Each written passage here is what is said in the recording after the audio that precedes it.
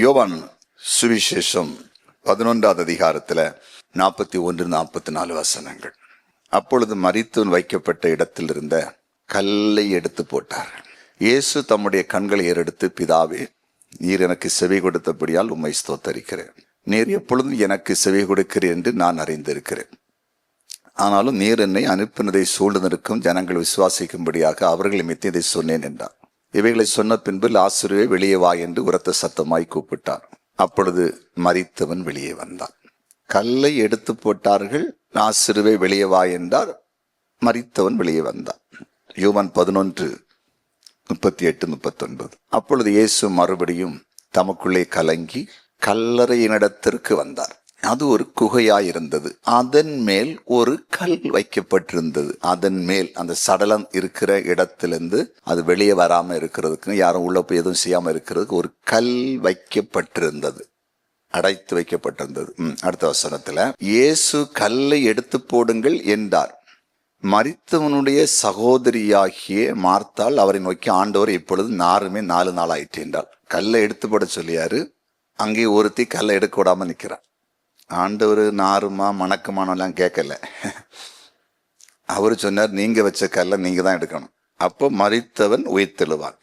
மரிச்சு போன ஒரு ஆளு, மரித்து போன ஒரு குடும்பம், மரித்து போன ஒரு பிசினஸ் உயிர் பெற்று எழணும்னா நீ வச்ச கல்லை நீ தான் எடுக்கணும். கல்லை எடுத்து போடுகிறது வரையிலும் மரித்தவனை உயிர் பெற செய்து ஆண்டவர் வெளியே கொண்டு வரல. நம்ம வச்ச கல்லை நம்ம தான் புரட்டணும். இப்போ ஆண்டவர் உயிரோடு எழுப்புவதற்கு, உயிர் பெற செய்வதற்கு, வளர செய்வதற்கு நம்ம ஒரு கல்லை வச்சிருக்கோம். அந்த கல்லை நம்ம எடுக்க முயற்சித்தாலும் யாராவது ஒரு ஆள் சொல்லுங்க, நாரும் எடுக்காத, இந்த கல்லை மாத்தாத, இந்த இதை மாற்றக்கூடாது அப்படின்னா என்னது? கல் என்னது? ஜாதி என்கிற கல், பண பெருமை என்கிற கல், பதவி பெருமை என்கிற கல், படிப்பின் பெருமை என்கிற கல், கீழ்ப்படியம்மா என்கிற கல், பிடிவாதம் என்கிற கல்.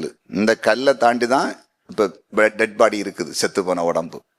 இந்த கல் முன்ன நிக்கிறதுனால இந்த கல்லை புரட்டாத வரையிலும் இந்த பாடியை உயிர் பெற செய்து வெளியே கொண்டு வர மாட்டார். இந்த கல்லை நம்ம தானே வச்சோம்.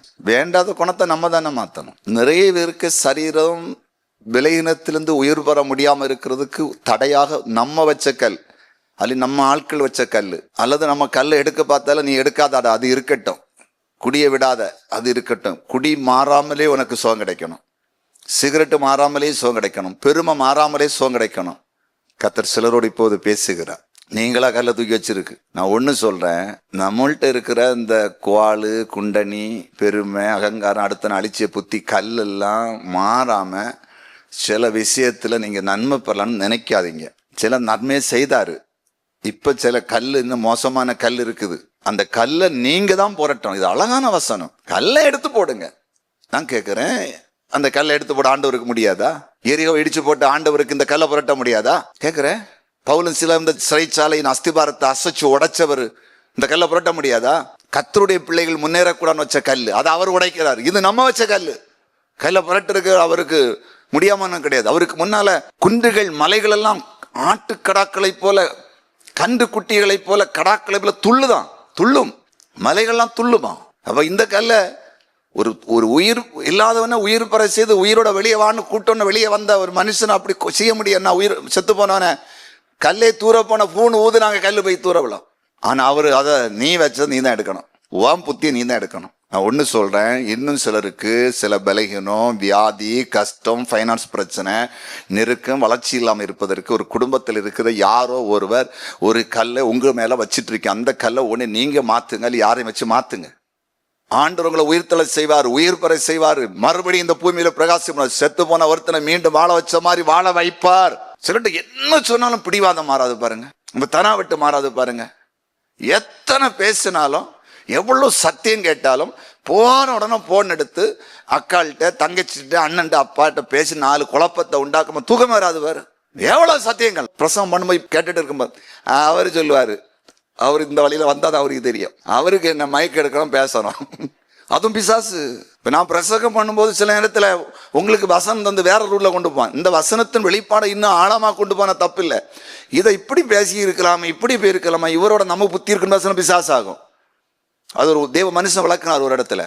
சிலர் அப்படி தாங்களே பெரிய அறிவாளி மாதிரி தூண்டி விடும். இதை இப்படியா விளக்கணும், இந்த வசனத்தை இப்படி விளக்கணும், எப்படி இருக்கும் அப்படின்னு இவங்கள கேட்க விடாது, அமைதியா இருக்கும். அது கூட ஒரு ஆவி. வேற ரூட்ல கொண்டு போவாங்க. அதுக்குள்ள இன்னும் ஆண்ட சத்தியங்கள் அது ரிலேட்டடா வந்தா பரிசுத்த ஆவியானவர் பேசுறாரு. இப்ப கல்லை நீங்க தான் புரட்டணும், கல்லை எடுக்க நம்ம வேலை தான், ஆளு கொண்டு இப்ப எடுத்து தான் ஆகணும், அல்ல நம்ம என்ன செய்யணும், அது தள்ளி தூர போடணும்.